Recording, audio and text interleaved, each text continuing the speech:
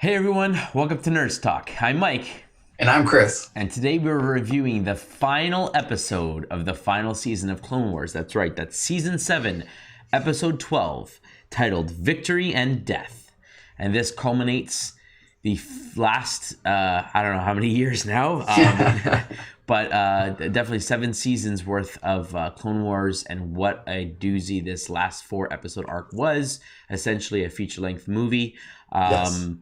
Yeah, so if you haven't joined us before and you're joining us now for this particular episode review, the way we normally do things here at Nerds Talk is that we will go through and can give you an overview on what we thought about the episode without any spoilers, and then we'll dive in completely spoiler filled, going through the full plot, discussing parts that we liked, we disliked, and etc.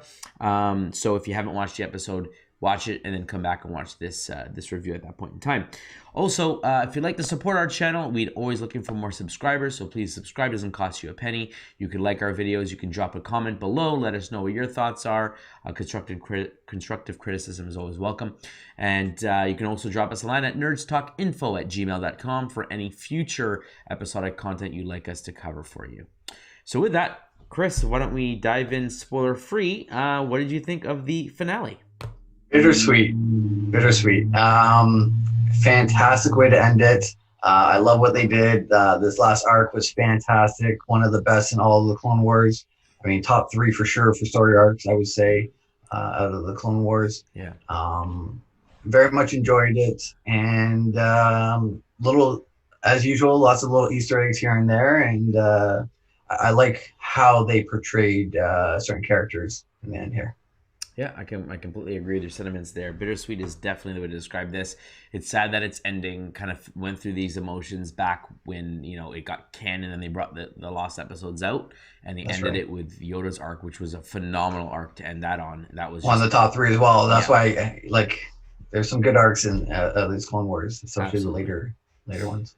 Absolutely. And then, just how they had to tie everything up in a nice, sweet bow, how they had to connect, a lot of this to the movie and kind of where characters are at to kind of set them up for their appearances in other shows and movies, obviously, kind of get us a little bit more background as to, how they got to where they were when we next see them. So that was really great, and definitely had some moments that just, tug at the heartstrings based on people like us who've kind of watched everything from the Star Wars movies, all the TV shows, kind of kept up with everything and how it connects together, and how they drop little things in the episode that kind of reference different shows and movies. It's just great, very well done, and I definitely think Dave Filoni knew exactly what he was doing when he put this together, and I cannot wait to see kind of what comes up next. But Definitely. And so there's a unconfirmed rumor that there may be some more. This might not be the end of Clone Wars. They might, backdate some episodes or come up with some things from the past. another lost episodes, you mean? Yeah, so it's not confirmed, but they supposedly they have other episodes that they've worked on, or they're half done or 3/4 done or whatever it may be. And there's a small possibility that down the road they might release those as a special edition or just an add-on. Yeah, So I would here's hoping assume to that. I would assume that refers to Boba Fett's story arc, how he gets the dent in his helmet fighting Cad Bane, and the other thing he mentioned was Ahsoka coming up to a door, which right behind the door was Darth Sidious. He talked about that being an episode he wanted to do, and obviously that didn't happen. So I think that those might be some of those possibilities. It would be nice, right? You can just throw those out. It doesn't have to be chronological order. You can figure it out, but it's just a little story arc that you can, 4 or 5 episodes that they can throw out and a couple arcs, and you got yourself a DVD set that you can throw out there as a little added bonus celebration. Absolutely, as long as it all ends up on Disney Plus and they put it in where it belongs, I'm all good. Right? Like they have this platform, so they can literally put stuff out as they want a la carte. Like, have little shorts if they want. They've made a bunch of Star Wars shorts and different little series. They can add on to it that way, have little 5-minute shorts and just combine them all onto their platform. So it would work out nicely with that. Absolutely. So I mean, overall, we both really liked it. We enjoyed it. I don't think there were any like, oh, this wasn't a really great choice the way they did it. I didn't have any of those moments overall. While it was a great arc, I think that I thought that I expected to have a couple more big moments, but I guess there's really not much room for that based on where this takes place in the timeline, and again having it needing to end at within the same movie that it takes place in. It has to end before the end of that movie, so there isn't a lot of wiggle room for a bunch of big crazy things to happen. But Yeah. overall, I think what did happen was justified and enjoyable. Yeah, I know Dave Filoni was trying to be very careful not to, screw up the timelines or do anything major that would, cause chaos essentially with the fan base and stuff like that. So, and he's very true to the Star Wars and George Lucas Yeah, way of thinking and the way that it should be. So he's very, he honors that essentially. So he's very good for the role. So he was very careful that way, but also made it exciting as an episode and arc. absolutely. Yeah, I agree. So why don't we dive right in? This is the spoiler-filled section for those who are the uninitiated. Chris is just going to walk us through the episode, and then I'll stop him to discuss any specific moments. But yeah, let's get right to it. Sounds good. So it picks up right where they left off in the medical bay Yes. with the troopers, slicing the door essentially to open it up, and Rex and Ahsoka trying to conjure a plan on what they're going to do. So as they're about to open it, Ahsoka, asks Rex to put his guns to stun. Says that we don't want to kill any of them, which I thought was really cool because this whole Clone Wars series has been over and over trying to humanize them. They're not just clones, they're not just made up people that don't think, don't feel, those kind of things. They're kind of more people, and this arc kind of continued on that and really showed it, especially near the end, which we'll get to. But I like that she didn't want to kill them, and she's gone through so much with them as well. So she has a relationship with all of them essentially in some way and form, and they've done so many battles and bonded together that way. So she, her and Rex are essentially just trying to knock them out or decapitate, or not decap, knock them out essentially, just so that they can get away. Rex, I love the comment where he says you should tell the rest of them that, because they don't care. They want to pretty much destroy them both. Yep. That way. So the door pops open. She uses the force to knock the door back and take a bunch of them out. Which you would think would hurt, would cause a lot of serious damage. That's a heavy metal door. If you knock that as hard as it internal was, bleeding and yeah, I'm sure some people didn't survive that, but yeah, pretty much. But I mean, she was trying to go as non-lethal as possible. But you got to see the stun gun that you don't see very often in Star Wars. I think it was first introduced in Episode 4, where the stormtrooper knocked out Leia. That's right. The circle, the blue circles instead of the lines. Yeah. Yeah, so it's nice to see that kind of throwback to one of the original movies. So essentially, they make their way out after a bunch of battles, and Ahsoka asks the droids to find the way and close doors and essentially make their way to the hangar to get the shuttle. I think is this the part where it goes to Maul and him continuing to go down halls? Yes. So where it cuts to Maul, and we see that he took off the communicator from the ripped off Stormtrooper's arm, and he has it, so he can now listen in on all the plans of the clones. He's hearing, oh yeah, we think we've tracked down Rex and Ahsoka. We think they're over here. We're going to formulate over here. All the troops go over to this room. So he kind of knows what's going on and able to help himself escape and essentially come up with his own plan to get out of there, because Ahsoka made it abundantly clear in the last, in part 3, basically, that she doesn't care if he lives or dies. Like, he's just there to cause a distraction. So he knows he's on his own, and so he's going to get off that ship any way possible. Right. And I like during one of the communications that they're not sure if Rex is in on it or not. They say they haven't had any communication from Commander Rex, and so they're not sure, which helps out later on in the episode. Yes. But so they cut them all with the communicator, and he makes his way to the hyperdrive platform. Mm-hmm. So he takes out a bunch of troopers there and makes his way to the middle, and then starts to pretty much just bring the whole hyperdrive system down upon itself, which I thought was so cool. So much force power from Maul to bring it in. Coming up and just wrecking shop again without lightsaber. Yeah. Grabbing guys. Blasters were missing. Pushing guys around and shoot other people. Yeah, just like everything. It's just, he's this deadly and this efficient without a saber. If he had it during the scenes, it would just be like butter, right? Just like, it would be like nothing. It just would have been amazing. But but also shows how strong Ahsoka is because she went one on one with them and held Yes. her own and more. And even with all those troops, it showed as well she was able to deflect multiple blasts from multiple troopers around her. So she was surrounded at one point in I think the second episode or third episode there of this arc, and Yeah. just deflecting everything and the sheer power and control that she has is Anakin phenomenal. trained her well. Definitely, definitely. So as he's bringing it down, the door opens and the oncoming troopers come towards him.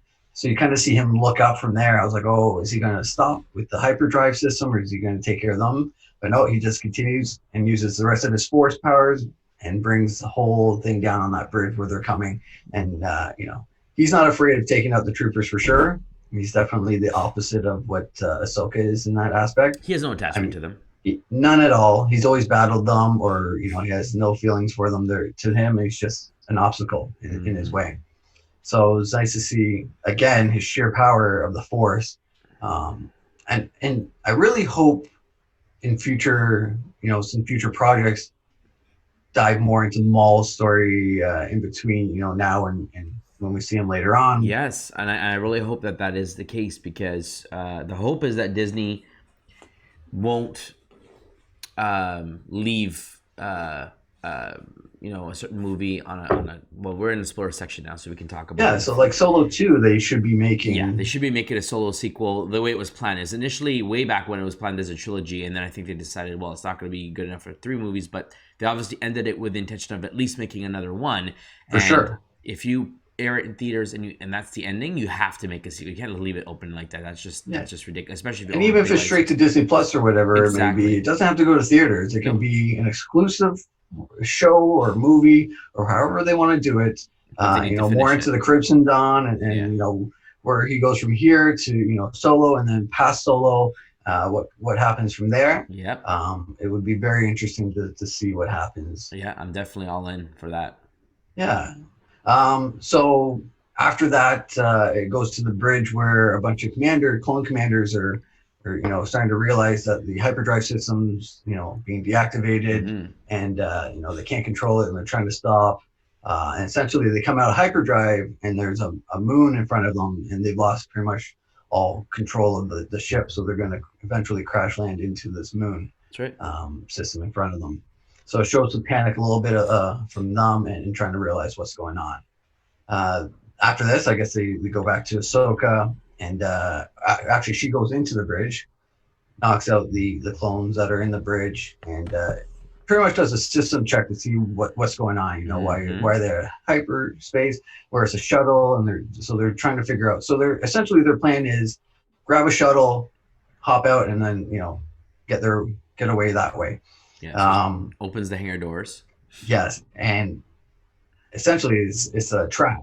So all hundreds of clones are pretty much waiting behind every door that they open and just come out and line up in front of them with a new commander, I guess, Jesse. Jesse. Yeah. Yeah. Leading the clone troopers now.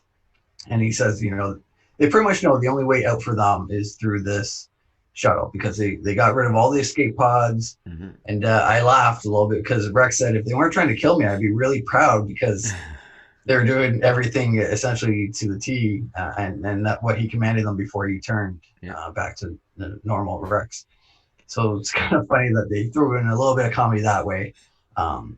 So just with those droids, as they're checking the status of everything, did you think a little bit into the future, Chopper? Did you think that one robot would eventually be Chopper down the road? He sounded like Chopper. Yes, like him. The same arms and the same sharing, different color, obviously, and we know Chopper is made up of different parts, right? That's why it's like a chop. So it is possible. The voice was identical, but so the voice was done by Filoni, I believe, for this episode. Oh, I believe so. Yeah, but I don't know. Right. I don't know what the droid's called. I know R7 was the green one, and GG was the black and gold one with the clone head. I can't remember what the other one's call sign is, but yeah, it is. It is. So possible. They all got destroyed in the end, but so it wasn't him. But during the show, I was like, oh, I wonder if this is Chopper. And, he gets away with Ahsoka, and then meets up with the crew down the line and becomes the droid he is that way.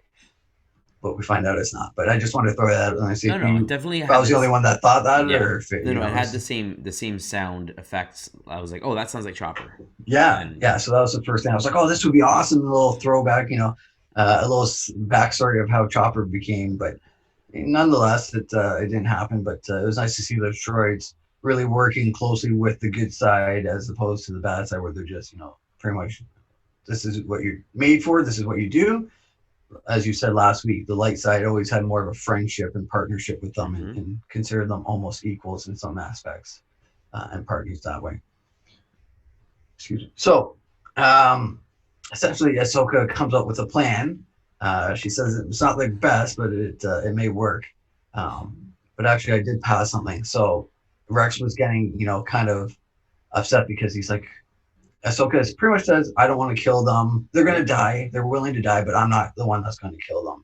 That's And right. Rex, she can kind of hear him getting upset. So she takes off his helmet and he's actually crying, Yeah. showing emotion and tears that way. So it was really went further in to show that they are human. Even though they may be clones, they're still human inside. They still have feelings. Yeah. He's not controlled by the chip anymore. So he truly has his own emotions, his feelings, his wits about him. So he's very emotional at this. And so Ahsoka comes up with the plan after that, puts his helmet back on, and the next clip shows them walking with Ahsoka in front with their hands behind, and Rex with the guns to her back, saying Yeah. that he caught Ahsoka essentially, and that everything's under control. So I think this part was actually very, very a key like heart tug moment, because again, Rex coming full circle in the last part, turning on Ahsoka, didn't want to, tried to fight it. Right. When he came to apologizing for it, and then now basically having to come up now in his right mind. Our only way is through them. He says, "What do we do? Give up?" Because she doesn't want to kill anyone. He's like, "We have no choice. We have to kill them." And she's like, "Well, I'm not going to be the one to do it." And he's crying because like he knows the reality is either he's going to die, Or he has to kill his or he has to brothers. kill his brothers, which he knows that they're not in the right mind, but he knows that there's no other way because they're not going to let him go. Like, and he They knows can't that he's in the control it. right, so he can't like just surrender Yeah. either. So he's caught between a rock and a hard place. So I can And he understand. knows how tough. Like they can't fight it no matter what. Like he can say anything he wants, and he knows that they can't fight it because he was under the same situation. Yeah. So this plan that Ahsoka comes up with is really cool. And yeah, let's discuss that part here. So this part here is one of my favorites, I would say, of this arc. Very well done and very creative on how they do it. So Rex comes out and says, "I have everything under control. We'll take Ahsoka with us because she's no longer a Jedi. The order states eliminate any Jedi." And we all know that she's not a Jedi. She's renounced it for many years, kind of thing. So it's very smart to say, this is the order. We're not disobeying the order, so we're not committing treason. And if we do kill her, we could be committing treason because we disobeyed orders. So I thought it was a very smart way of trying to find a loophole in this Order 66. And for a minute, I thought it could work where, they're like, oh, yeah, she's not a Jedi, but we can take her in for, questioning or court or whatever it may be, judgment that way. But the chips would not let him, like, you could see like him thinking about it. Yeah, he like lowered his guns at the beginning. Like that makes like, sense, but I think it was ultimately the chip that was like, no, like she had a lightsaber, she was a force user, you're gonna kill her. Like I think that if if it wasn't for the chip, that they would have been like, yeah, absolutely, like that makes sense. That makes but sense. I think it was like a situation that the chip was overriding the common sense, even though technically this isn't breaking the order. The order to kill anyone with essentially a lightsaber was so strong that it didn't matter if it was right or wrong. They just wanted to kill. Like it was just It's pretty much anyone with Jedi like a force ability of any kind. Yeah. So it was crazy to see that, but very well done. And they went out of the way to show and to state again that Ahsoka was not a Jedi. Yes. In the last episode, they did that with Yoda saying not as a Jedi, and Ahsoka saying no, not yet, just as a civilian kind of thing. And then this time they show it again that she is not a Jedi. She's renounced it, and that she's kind of in between. Not sure which way she's going to go, but right now she's a civilian with some special abilities. That's right. Essentially. So in the end, Jesse doesn't. He tries to fight it, but the command is too strong in the chip. So they end up, so actually, the robots they're trying to buy time for the robots to unlock the shuttle and get it all set and to drop some platforms. So because there's just so many troopers, Yes. there's no way that they could take them out. So they're trying to drop them, and there's Lower drop down level. floors. Yeah. Yeah, so they drop them to the lower level, and so it's less playing field and more equal for them. So essentially, the droids get that under control, get the signal, they drop the doors on the floor, and then the attack begins where they're stunning and deflecting and so on. So I love that Ahsoka was in the front, always Yeah. She deflecting was for essentially Rex, the shield, the shield, and and Rex Rex was was the shooting yeah. the He was taking the, them the out, and it was stuns. like that's so cool. Again, teamwork. Like Rex, as great of a shot he was, and he gets probably take out 7, 8 guys before he got shot, but he would eventually get Yeah, shot. And so it was, Ahsoka's being there, and her job wasn't to deflect bullets at the guys. It was just keep Rex alive, keep Rex alive, that's keep right. Rex alive. That's right. That's right. Yeah. So it was fantastic to see that teamwork and that bond again. I go back to their bond just being so strong that they don't have to talk. They're essentially in sync each way they go. So it worked out really well, and I thought that was very cool. Her being a shield for him and him being the stunner. So after as they're battling, they get a signal from one of the droids and they see Maul running by them because he sees the open way in the shuttle. So Ahsoka goes after Maul, tries to take him down. He throws a bunch of stuff at her and then essentially force pushes her um, over one of the edges, and she barely hangs on. And one of the droids also shoots a cable at her so she can carry on that way. Yeah. And then Rex is going around and shooting the troopers that are down below that are trying to shoot Ahsoka. So this gives Maul the opportunity to get into the shuttle and get it all prepped to take off for his clear getaway. Yeah. Eventually Ahsoka gets back up and goes after Maul. He's about to take off, and we see something that we've seen a couple of times, whether it's video games or the latest movie. She force pulls the shuttle, so that he can't take off. So not a lot of people can do that. Like no, you say, like that's a Jedi's very can lift things, strong. whatever. But the force of a ship taking off, the amount of power and thrust that has, and then for you to hold it back, we saw that in strong people like Rey and Kylo. Obviously, in Rise of Skywalker, we see that, like you said, in certain video games, Force Unleashed, and there's another one that's slipping my mind right now. Darth Vader, I think, has done it. Obviously, in I think it was Rebels. I could be wrong. Maybe it was. Yeah, I think it may have been Rebels. But anyway, we've seen other people do it, but not many people have done it. Like a flying ship, just grab it and pull it down. And so to see Ahsoka do it, it's like, yeah, she's one of the greats, Oh It yeah, shows, definitely. Like it just cements her as one of the strongest Jedi, or whatever she may be. Anakin trained her well. That's right. That's right. And just imagine if he didn't turn and those two Oh together man, as Jedi Knights or that's Jedi it. Masters. Disney, you need to do a what if What Star if? Wars series. What if? That would be fantastic. Why That would not? be Right? awesome. You could do a couple of clips of that. That would What if Maul put decided Marvel not for to the keep on money. his own path and he decided to join them after all, and he was a Jedi? Like, who knows? Like, what kind of crazy stuff happened? What if Exactly. Obi-Wan joined Anakin and they both became evil? Like, there's so many things they could do. It'd be so awesome. Yeah. Hey, there we go. We got some ideas for them. So essentially, she sees Rex is still trying to take out the rest of the clones who have started to, bring the platforms back up and stuff. And this is where we see a couple of the troopers find the droids that were, essentially sabotaging the floors and take them out and destroy them. Unfortunately, that way. So she sees Rex, a little bit distressed with the number of, people he's battling, and they're trying to surround him a bit, and he ends up getting shot in the shoulder armor. So she decides to let Maul go, jump back over, and be the deflector for Rex again, and to continue to protect him that way. So giving up on that pursuit of Maul and trying to find another way so that she can protect herself and her friend, and make sure they have an opportunity to get away together. After this, They jump down. They jump down to the lower platforms, right? And yeah, because there's other ships, and so they spot That's a right. Y wing bomber, I believe it was.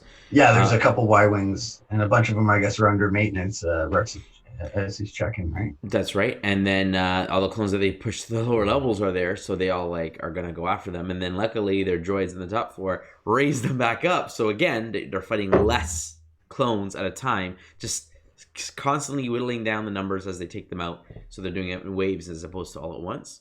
That's right. Yeah. So I might have jumped the gun on actually when the droids got taken out, but Yeah. eventually they get taken out after that. After this point, Um, the clones realize, oh, like who's doing this up and down. So then they go find them, and they're like, okay, these are droids. They're probably like, whatever. Nope, they just take them out. Like you can see how they're like 100% like stormtroopers or like peons of Darth Sidious at this point. Like they just yeah, want to kill, kill, kill, kill, kill. Anyone who gets in the way is dead. Like that's it. yeah, they're just obstacles to them. Take them out. And so at this point, it kind of flashes back to the bridge, and they realize that they've lost all control. They're going to crash into this moon, and they have nothing. So they're trying to shoot, I guess, essentially missiles that will slow them down and push them away. But it blows up before they get a chance to do that. The bridge, and then the ship kind of breaks apart and starts to veer down uncontrolled. So this is after she force pushes Rex to the ship, right?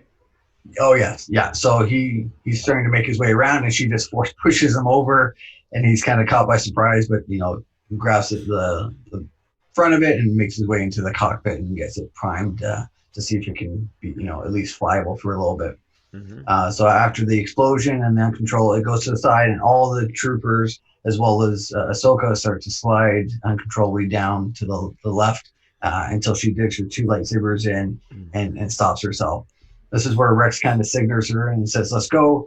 And then he, detaches and she jumps down to try and get onto it, but she can't quite catch up. So this is another cool part of the episode where Ahsoka's free falling and using the Force, similar to how Anakin did in Episode 2, I believe, Yes. when he jumps off the speeder and going after the shapeshifter bounty hunter.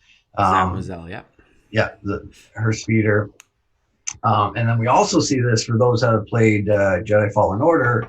There's a part in there where you free fall as well, which was kind of cool to play and experience that way as well. So it's very cool. She's kind of using the Force and trying to make her way. And then Rex is spinning out of control. Eventually gets the Y-wing back, engaged under control, and flies into the debris of the ship that's breaking apart, trying to find Ahsoka. Very cool scene. You get to see a bunch of parts. And then all of a sudden you see Ahsoka on the right, and he opens up the back cockpit essentially and tries to swing over for her to grab on and get in. At this point, I thought she was just going to kind of glide in, hop in, and that'd be it. But she actually kind of overshoots, grabs the hood a bit, and then falls off again.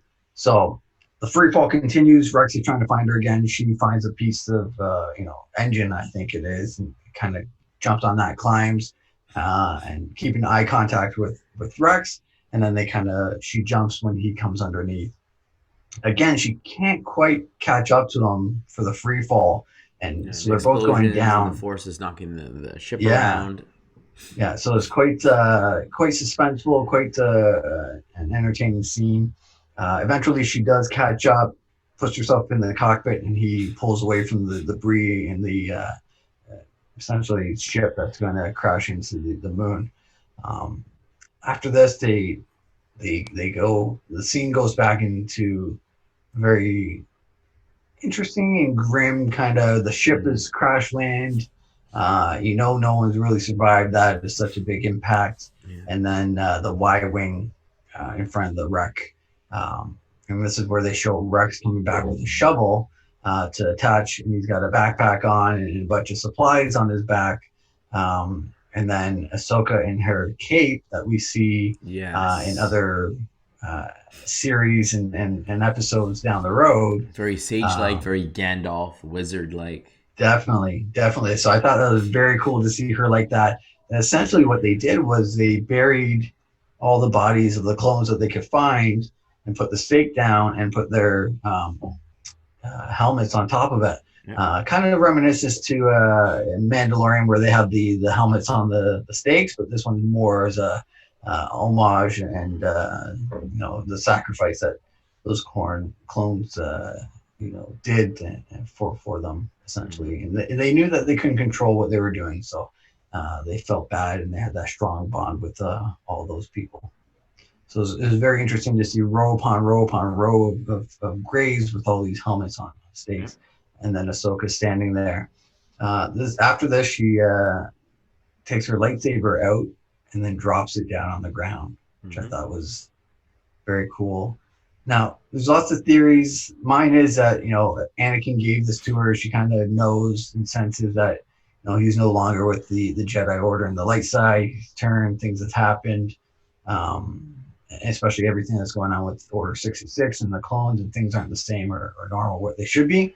So I think she's renouncing 100% that she wants no part of Anakin or these lightsabers, and doesn't know what she wants to be right now, Jedi or a civilian or anything in between. Yeah. So that's my theory on that. What were your thoughts when you saw her drop the So, saber? so I agree with you on that. I also think it's also supposed to be maybe her leaving some evidence behind to look like she died in the crash. So if someone comes looking for them because they know that the clones and Rex and all of them were on this ship and they had Ahsoka, if Anakin was to come look for her, hopefully he'd give up the search because he found essentially remains, right? So I thought of that as a possibility of another reason why she dropped it behind. But then I thought, well, if all the clone trooper helmets are on stakes, clearly there were survivors. Now we could assume that it was a clone or two, but they wouldn't think that a clone got the chip out. So the only logical survivor would be Ahsoka made it out, Yeah, right? So I guess that doesn't really make too much sense from that perspective of it being like a decoy. And we see still later that it wasn't left behind but taken. So I guess the that's person right. kind of knows something's going on. Yeah, so I thought it was very cool to bring. So we see the shuttle, Imperial shuttle, come down. A bunch of stormtroopers, snow troopers, actually, on the ground with the probe droids. Very Battle of Hoth type Yes, feel and that's and what I was look. wondering. I was like, did they crash in Hoth? This is a snow planet of Hoth, but it was not. No, no. So and we see Darth Vader eventually come to the wreckage, look at everything. It's all snow covered now. So when they crash landed, it was not snow. It was all No. pretty much sand Yeah. and dirt. And now it's snow covered. So it could be months, years. They don't really define how long it Mm-hmm. was. But Vader comes, looks at the whole grave site, and then bends down and grabs Ahsoka's old lightsaber that he gifted her and turns it on. And then this was a very interesting little Easter egg part as well, and has, I guess, could possibly have lots of meanings behind it. But as he turns it on and looks up into the sky, there's a creature flying up there that Yes, we've seen both in Clone Wars in the past, as well as in the future for Rebels in that's the right. shows. Very Dave Filoni little Easter egg that he put for sure on purpose. We've seen that owl type creature in the past when it was with the sister and brother, good and evil, and then the neutral father. So it was the good sister's guardian, essentially, and creature. And then when in that episode, essentially, the sister dies, but some of the life force of her goes into Ahsoka to bring her back. So she had that bond, and ever since that owl kind of is a part of Ahsoka, and the sister that passed. That was good. And then in the future, we see that in Rebels as well, following Ahsoka and being kind of her guardian that way as well. Still, so it's Yeah. very cool to see. I mean, it also could be the sister, the good sister. So it shows Anakin being bad down below, kind of, in the hell area, and the owl up top in the heaven type area, and showing that, it may be far away from him, but he still has a little bit of good in him that could show up in the future, but it's just far apart right now, kind of Mm-hmm. thing. So it could have two symbols in that way that I thought when I saw that part at the very end of the episode. Absolutely, absolutely. Yeah, I completely agree. And the way he takes the saber and then turns around and walks away and keeps it with him could be either it's a memory of his former past, but you would think he wouldn't want to remember that because she's Darth Vader now. So I think also a little bit of a, oh, I think she's alive, I have to hunt her down kind of situation, right? Yeah. Um, So when I first saw him take it, I didn't get a good look at it. So I was like, is this how he gets his lightsaber? Because when he essentially dies as Anakin and becomes Darth Vader, Obi-Wan takes his lightsaber. So he has no lightsaber. Correct. So I was like, oh, is this going to be how he, gets his lightsaber and then customizes it a bit to make it his own and turn the saber red? That But could be then when he possible. turned away, I saw that he had his saber on his left Yes. belt.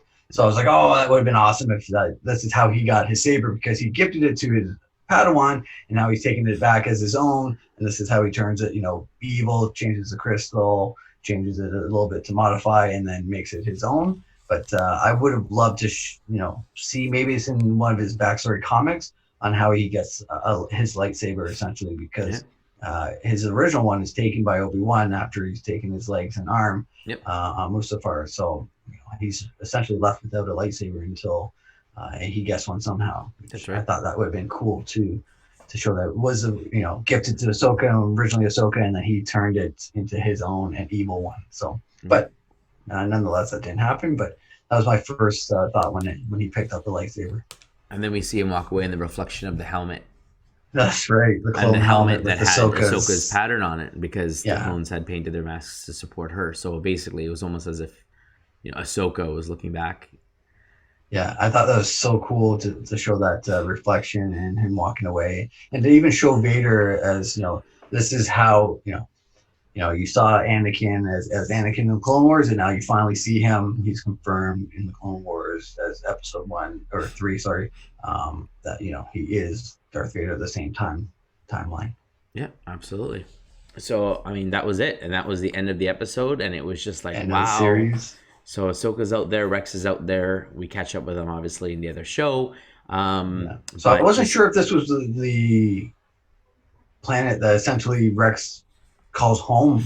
I don't think so, because he has two other buddies, which is why I said if they do another backstory of Ahsoka and stuff like that, they could follow up separately on this side of the galaxy. Here's Rex and how he kind of met up with Wolf and Gregor, and how he took their chips out, or how whatever happened, right? Yeah. Order 66 was done, so he meets up with them, and I don't know. We'll They're on the run, kind of, and we know that the Empire eventually gets rid of all the clones, right? So the stormtroopers end up are no longer clones, but are people that are recruited and trained, and they're basically just regular people, right? Humans and kids that they take from their parents and all this kind of stuff to kind of raise them from the beginning. Brainwash them, essentially. Yeah. So eventually the clones get phased out, and so it could just be that these two guys were on the run because they were phasing out clones. It could be that they're. I mean, I don't see the Empire saying, "Okay, you've done your service. You can go live your lives now." Like, it's not a very Empire thing to do. So we'll have to kind of see if that ever comes up, or it's just he met up with them, he helped them, and they're living off on this planet, right? I mean, clearly it had to be one of the planets that the Clone Wars taking place on, because they're in that ATTE giant tank thing, right? So that's right. Yeah, it'd have to be one of those planets out there, and that one was very desert filled, if I remember correctly. But yeah, it's bittersweet, we don't get to see Ahsoka. One of the biggest characters introduced in this show, as George Lucas's first TV show debut with his Clone Wars, and it was a smash hit. And everyone's loved Ahsoka so much so that they brought her in Rebels as a nice surprise, and had a very impact there. And now we find out is being cast to star in season 2 of The Mandalorian. So it's a character that the fans love just as much as Luke, and just as much as Anakin, and any of the big players there, Yoda and whatnot. Ahsoka's one of the greats, and it's really hard to just kill her off. You know what I mean? Like, she has a purpose, and they're gonna kind of keep milking that character for as much as they can. Oh yeah, she, like, my daughter loves her. She's her favorite character by far. Always plays as her when she plays Star Wars, like any toy she plays with is Ahsoka and stuff like that. So it's a very great feminine character who's strong and powerful and smart.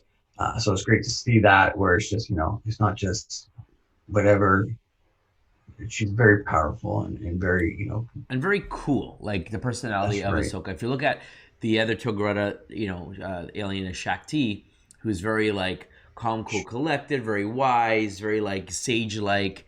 A lot of the Jedi Council members you'd assume to be that case. Sit back. I'm smarter than you. I know what's kind of going on. But she was trained by Anakin, who's very headstrong, very cocky. It's all about getting the upper hand and outsmarting people and wanting to get in and get his hands dirty, right? And so she has That's that right. kind of rubbing off on her, but then still had being around Obi-Wan. And when Obi-Wan corrects Anakin and stuff like that, she kind of sees and she kind of gets the best of both worlds. And then we also see in the cartoon YouTube episodic series Forces of Destiny that she was actually had some training here and there by Yoda, where Anakin's training her and she's having trouble getting to learn how to use a second saber, and Yoda says face me, and so they fight and he disarms her pretty quickly, and then he says, she goes, I can only do it with one, and he goes, no, try it with two, but like don't think, just react, whatever. And anyways, then she ends up actually doing really well against him, and so she gets training from other people. Although Anakin is her master, she gets little bits of being in the Clone Wars, teaming up with other generals and the clones and all this kind of stuff. She gets a wider perspective and becomes a well-rounded person. And then after leaving the Jedi Order, I think kind of helps fulfill her personality and help her being so naive as being like, one-sided. The Jedi way is all I know. Now she gets the reality of, the other side of the coin, the other perspective of everyone else and how they see the Jedi and how they are impacted for good, or better, or for worse. And that kind of helps her again understand that it's not just black and white like we've always thought it was way back when in episode 4, 5, and 6. There is gray area. There is a lot more going on here, and they keep bringing these themes up ever since Disney acquired them. In Rogue One, and in Last Jedi, both the good guys and the bad guys. There's no good guys and bad guys. There's a war. They're all buying. They're all profiting. They're all buying weapons. It's just their point of view, and you have to come and look at it. The Empire sees the rebels as terrorists, and if someone just started invading our country saying that we're evil and attack, we're going to say that they're terrorists. But, the Empire's not looking at themselves and understanding that, oh, well, we are trying to rule over everyone, while, Anakin thinks it's the best way because no one else can make the decisions that's best for everyone. So they need one person to do it for them. Unfortunately, the visions of that one person is not in the best interest of everyone. It's in the best interest of themselves. So we got this whole kind of crazy different, again, it all comes down to perspective. Obi-Wan says it best in Empire Strikes Back, right? When or was it Return of the Jedi, when they're talking about his father, right? I think it was Return of the Jedi, and he's like, you said that my father, Darth Vader, killed my father. He goes, well, from a certain point of view, when Anakin fell to the dark side, the good side in him, Anakin, died, and the Darth Vader was born, essentially. So I'm like, it's really, really cool how they keep driving that home, that there's a lot more that's going on than just good versus evil, even though that's is right. A big prevalent, point. Yeah, I thought it was very cool how they did that. And then also going back to how they said that, Ahsoka's not a Jedi for the timeline as well. Yoda, eventually says to Luke, when he passes, Luke will be the last Jedi, which still stays to be true because they've made it clear that, Ahsoka renounced her Jedi ways, so she may still be alive, obviously, because we know that she's going to be in season 2 of Mandalorian, which takes place after episode 6. So we know that she is alive during this time, so that is true. And Dave Filoni was very careful to make sure that people saw and showed that there wasn't gaps in the timeline or things that were stated in the past movies. Absolutely. So, I mean, they ended it the way they I guess there's no other way they could really have done it that I can see. But I think the way that they did it was great. Yeah. We got to see Darth Vader in Clone Wars. We saw him in Rebels. Surprise, surprise. Awesome. But we get to see him in Clone Wars. 2 different ways of animating him. Essentially 2 different art styles. But, I mean, again, both 3 animated really well done. And, yeah, man, they get it. They get Star Wars. They get what it's about. And I just wish there was more. Like, when I watched that, I'm like, man, I can't believe this is done. Like, I love Clone Wars so much. I love Rebels so much. I want more of it. And then, but now we're going to start a new show. And I'm sure the new show will be great. But you don't want to lose the characters don't want to lose all the stuff that you kind of built momentum on, learning about, caring about, all that stuff, kind of leave it behind and let's move over here. But I'm excited. I'm excited to know the possibilities of the unknown. If we jump into the past, into the High Republic, or if we jump into the far future, we don't know who the people are. All we know is there's light side, dark side. There's Jedi and Sith potentially. There's two sides of this coin, and ultimately anyone can live and anyone can die, and that's the exciting part. You don't know what's going to happen, so every character that you fall in love with, you're going to care about that much more because you don't know their fate going forward. Exactly. So I think that's going to be key. Yeah, it makes me really want to read that Ahsoka book that they came out with, because I believe that takes place in between this point now in Clone Wars and Future Down, before Rebels. So I believe it takes place in between that and explains how she gets her lightsabers, I believe. So it might be very interesting. So after this Clone Wars and between Clone Wars and Rebels. And Rebels, yeah. So I believe it tells a story about what Ahsoka was up to and how she got her lightsabers and so on and so forth. Just reading a little bit about it, that's what I got from it. So might be something I might pick up to read and check it out, because I've fallen in love with Ahsoka, her story, her character. Very cool. Love the double saber. Love her attitude. Love her agility and her style. So it makes me want to get more and more into her. Characters like her, Darth Revan, Jedi Revan, all those kind of characters are very intriguing. So I hope they do more, backstories or stories in total and in general about those popular characters and things like that. Yeah. Well, the good news is Ahsoka has very blue eyes. So that's going to mean that for Mandalorian, Rosario Dawson, right? Dawson, yeah, yes. Rosario Dawson. You're going to have to get some bright blue contacts. They have to get that right and get that paint, the face paint on just right. I mean, I really hope she does it justice. She's a great actress, but, Ashley, she's not going to have Ashley Eckstein's voice. So I really hope that, this Ahsoka that we get going forward is going to be amazing. And it's probably going to be a full-grown Ahsoka, obviously. She's gonna look more like Shakti, full grown, Liku or headtails. Or I know that the Twi'leks are Liku, but anyway, she's gonna be longer and she's gonna be older, probably taller, and how they're gonna deal with that's gonna be very interesting. Yeah, I can't wait. Pretty old. I would say full grown, but I mean, how the alien species can live hundreds of years, so we don't know what Rebels age compared to Mandalorian age, what that's gonna look like.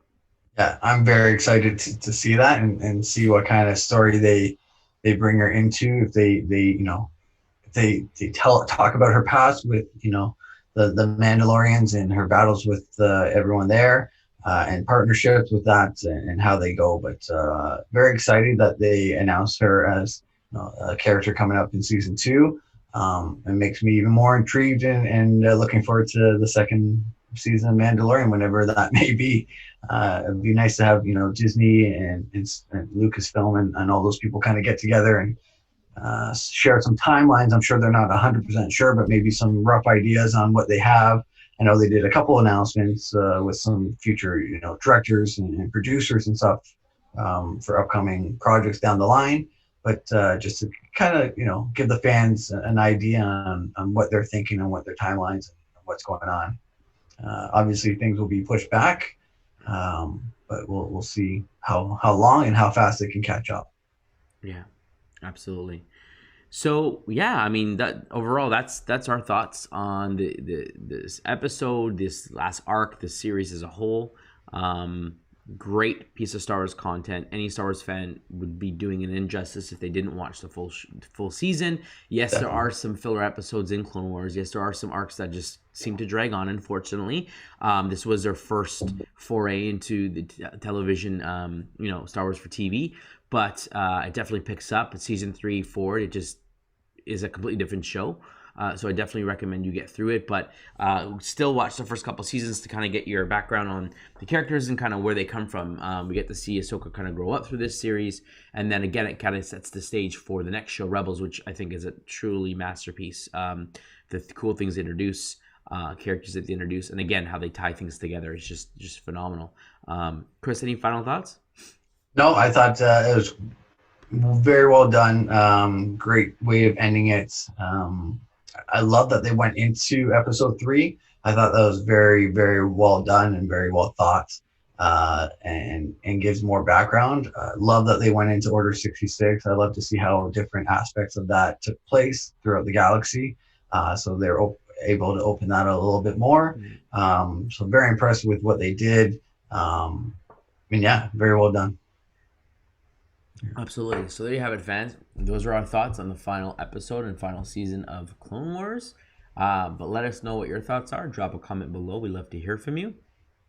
And just aside before we close, as of today, as of us recording, there was some breaking news of some new Star Wars projects that we'll just touch upon. And, I'm sure that we will follow up with some new content for you on Nerds Talk about these new Star Wars projects. So the first big one was the new movie that's being announced.